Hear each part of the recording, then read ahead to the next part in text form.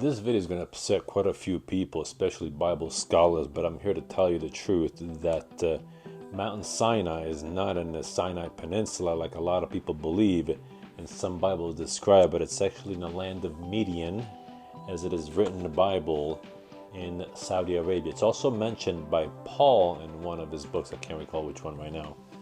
And he says it also that it's in Saudi Arabia. But let's get started with chapter 14, and then we'll talk about these details further. Because what we're about to read is going to get really interesting. Essentially talks about the Red Sea crossing. There's actually evidence of that, because chariots, wheels, and fossils have been found where the Red Sea crossing took place in the Red Sea, which is the Gulf of Aqaba, also part of the Red Sea. Chapter 14. Exodus. And the Lord spake unto Moses, saying, Speak unto the children of Israel, that they turn and encamp between Pi-hahiroth, between Migdol and the sea, over against Baal-zephon, before it shall ye encamp by the sea.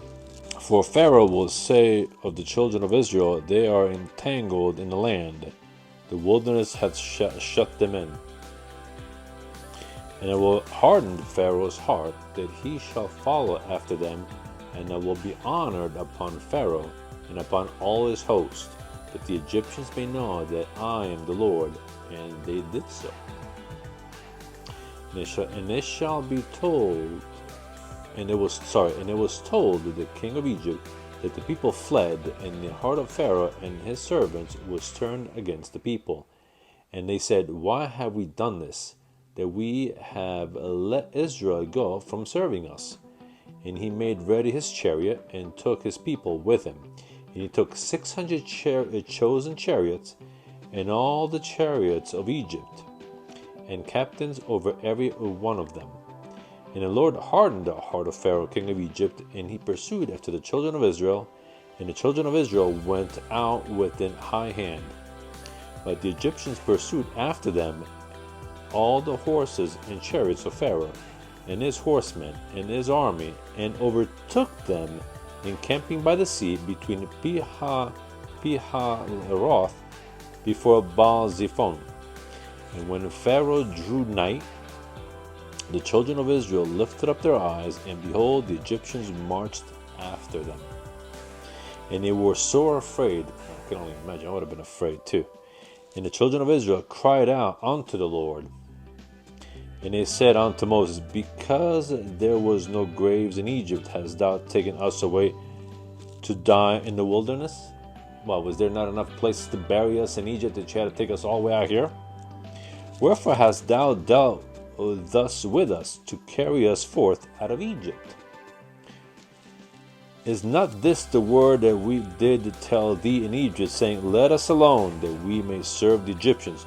For it had been better for us to serve the Egyptians than that we should die in the wilderness. But little did they know what was coming.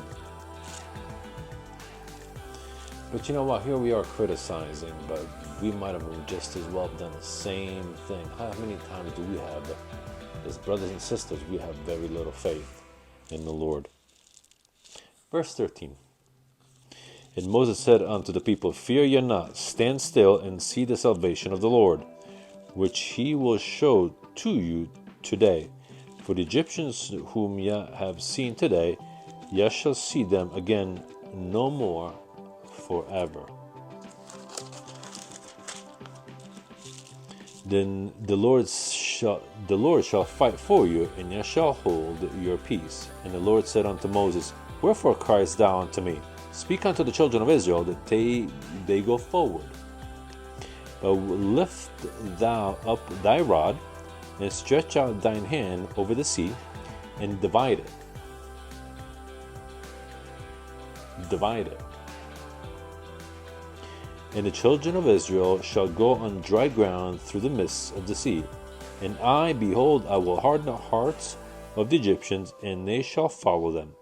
And I will get them, and I will get me honor upon Pharaoh, and upon all his host, upon his chariots, and upon his horsemen.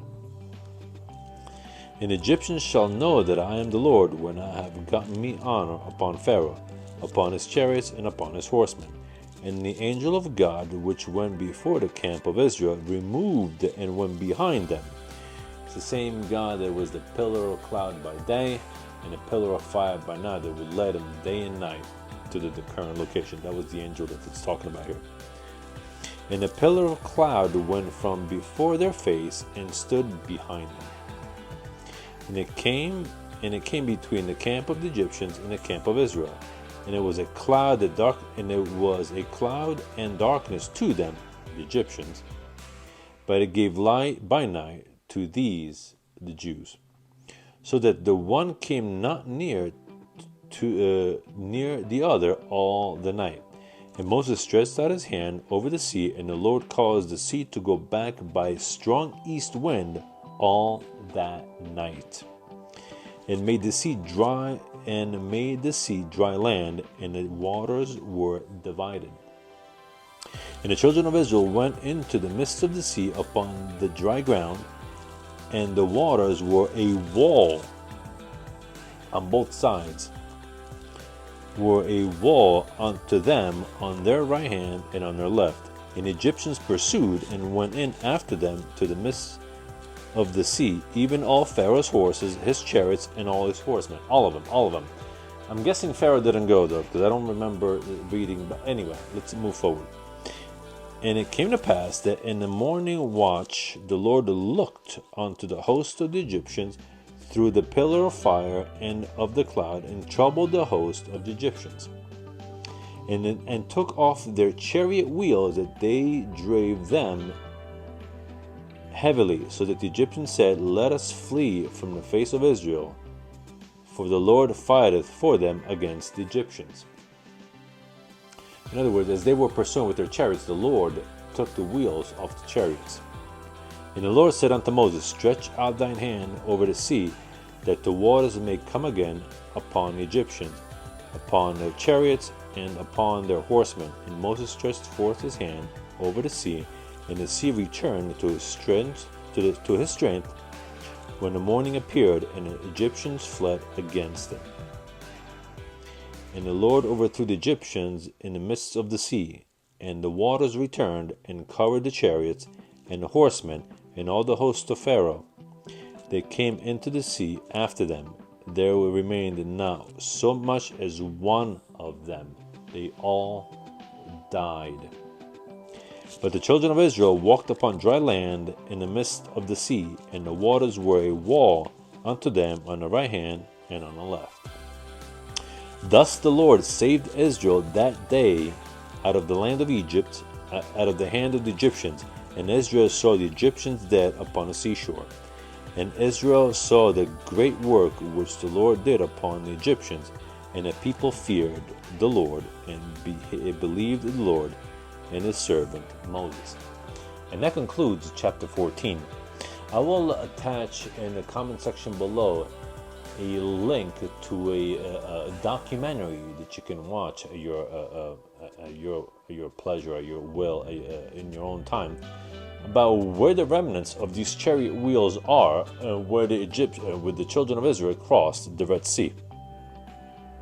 And I hope you will actually watch it. But going back to how I started this video, if you go to chapter 3, and it says here, Now Moses kept the flock of Jethro, his father-in-law, the priest of Midian. And if you go to any map or you do any Google search, you'll see that Midian is actually on the east side of the Gulf of Aqaba, Red Sea, in Saudi Arabia.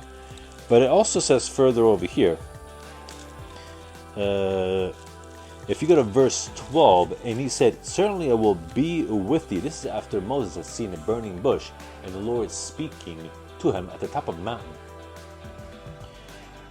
And he said, Certainly I will be with thee, and this shall be a token unto thee, that I have sent thee.